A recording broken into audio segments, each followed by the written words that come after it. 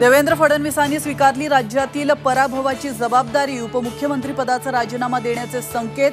मला सरकारमधून मोकळं करा, तर फडणवीसांची भाजपच्या केंद्रीय नेतृत्वाला विनंती। सरकार बनवण्यासाठी एनडीए 7 जूनला दावा करणार। एकमताने नरेंद्र मोदी यांची नेता म्हणून निवड, तर एनडीएच्या घटक पक्षांनी दिली पाठिंब्याची पत्र।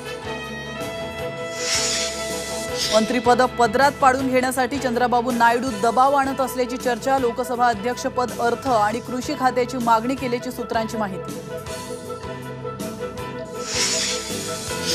दिल्लीत इंडिया आघाडीची महत्त्वाची बैठक संपन्न। शरद पवार, सुप्रिया सुळेंसह 28 पक्षांच्या नेत्यांची उपस्थिती। मान्सूनपूर्व सरींनी मुंबई ओली चिंब। कारवार पार करून मान्सून गोव्यात दाखल। लवकरच राज्यातही बरसणार।